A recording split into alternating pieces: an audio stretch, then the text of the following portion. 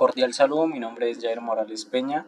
El día de hoy voy a presentar la tarea 5, que es experimentos y consultas de la materia bioquímica vegetal, presentado a la tutora Carolina Rueda Artiaga, y me encuentro inscrito en el programa de agronomía. Como tal, la actividad nos pedía en los experimentos dibujar una tabla de escala de pH en el cual nos pedía indicar los ácidos, el neutro y las bases o los básicos. Como tal, el segundo requerimiento para los experimentos era la preparación del indicador de repollo morado, y ya como tercer indicador era preparar las muestras, que son 8 muestras de diferentes reactivos, como tal el limón, el vinagre, el café, la leche de vaca, gaseosa, agua expuesta al aire durante 3 días, la leche de magnesia y saliva. Como tal, acá fue la primera foto es sobre las 8 muestras, empezando por el limón, terminando por la saliva, y acá podemos observar cada una de ellas. En el primero está el limón, el cual adquirió un color naranja rojizo. El segundo, el vinagre, que adquirió un color violeta claro. El tercero fue el café, que fue el que menos se le pudo observar su variación en el color, pero se pudo ver un decantado y un rojizo muy difuminado. En el tercero fue la leche de vaca, la cual no cambió tampoco mucho, ya que se observó un blanco opaco. En el quinto, la gaseosa, la cual sí cambió, un azul o un violeta. El sexto fue el agua expuesta al aire durante 3 días, el cual adquirió un tono azulado. El séptimo fue la leche de magnesia, al cual sí se pudo observar el cambio, el cual se tornó de un verde claro. Y el octavo sería la saliva, la cual también se le puede observar que cambió a un tono azul opaco.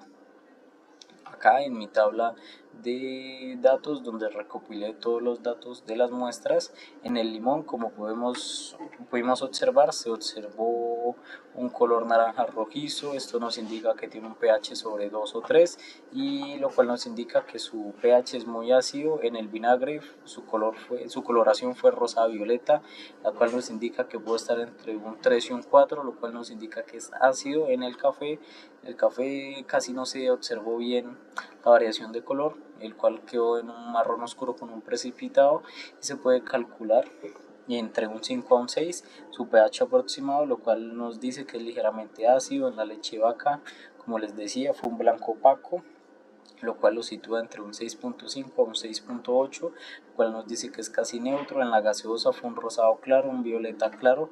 Esto nos indica que está entre un 2.5 y 3.5, lo cual también nos dice que es muy ácido.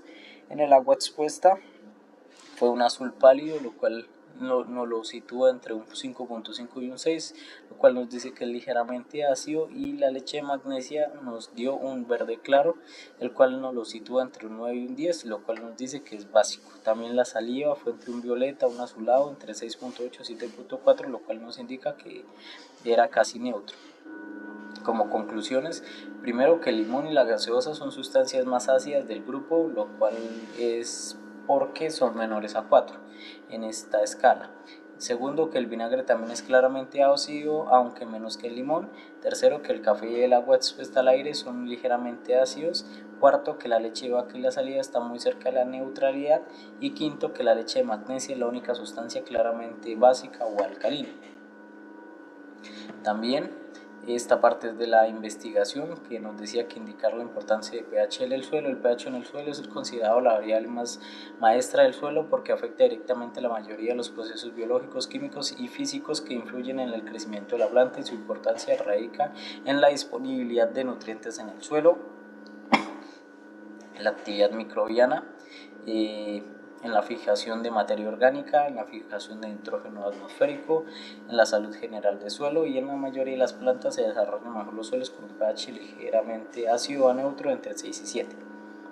También, que por qué es importante medir el pH de frutas y verduras, pues ya que al medir el pH de las frutas y las verduras es fundamental en la industria alimentaria para garantizar la calidad, seguridad y vida útil del producto. También porque esto está regido por un control de calidad y madurez, y también porque debemos tener un cumplimiento normativo sobre el pH de nuestras cosechas, y también porque es importante el pH en el suelo por el diagnóstico de nutrición y toxicidad, por la selección de cultivos, por la recomendación de enmiendas y por la eficiencia de fertilizantes. La segunda actividad era sobre investigación, en la cual nos pedía investigar qué es un azúcar reductor y también investigar los reactivos que muestran en la tabla, que eran 4. Serían estos 4. También nos pedía identificar otras pruebas que podemos hacer en el laboratorio, como la prueba de Tollens, como la prueba de Fehling, como la prueba de Vial y la reacción de ozonas. La importancia de los carbohidratos en las células en las plantas, su función estructural, su función de alimento y reserva, su función energética. También teníamos la actividad 3, que eran las reacciones de coloración, y llegamos al segundo experimento, que eran las reacciones de coagulación por calor, la cual el primero nos decía que en una lata de atún vacía y limpia, o un recipiente de aluminio limpio, debíamos adicionar y calentar 3 mililitros de clara de huevo o albulina y escribir los resultados. Acá podemos ver cuando se adicionó la albulina en el recipiente, y acá fue cuando se le aplicó calor para que este ebulliera. Podemos decir que al calentar la clara de huevo, la albulina, a ebullición en el recipiente de aluminio limpio, el resultado principal es la coagulación de la proteína. También que este cambio es un ejemplo clásico de la naturalización proteica por calor. Las altas temperaturas son una forma de energía que rompe los enlaces débiles, que son principalmente los puentes de hidrógeno e interacciones hidrofóbicas y iónicas, que mantienen la estructura tridimensional de la proteína albulina. Y también que al perder su estructura nativa y la proteína, se desarrollan las regiones hidrofóbicas que están ocultas en el interior de las moléculas, que quedan expuestas y comienzan a interactuar entre sí con unas moléculas de albulina desenrolladas, lo que lleva a una regregación y formación de una estructura coagulada e insoluble. El segundo era la reacción de coagulación alcohólica, que nos decía que en una lata de atún limpia o en un recipiente de aluminio debíamos agregar 1 mililitro de clara de huevo y 2 mililitros de alcohol etílico. Los resultados como tal, pudimos observar que al mezclar la albulina con el alcohol etílico se observa inmediatamente la formación de un precipitado blanquecino y turbio, y que la solución, originalmente transparente, se volvió opaca y la albulina se separa de la fase líquida, pudiendo observarse grumos o masas sólidas. También pues que la explicación sobre esto es que este fenómeno se conoce como desnaturalización de la proteína. El alcohol etílico es un disolvente orgánico polar, rompe los puentes de hidrógeno y las interacciones hidrofóbicas que mantienen la estructura tridimensional nativa de la albulina, y que al perder su estructura plegada, terciaria y cuaternaria, la proteína se desenrolla y se vuelve insoluble en el medio acuoso, precipitando la solución. Como tal, el resto de el taller son investigación, la cual me basé en varias fuentes, las cuales las nombro al final. ¿Qué sería esto? Investigación de la saponificación, la investigación sobre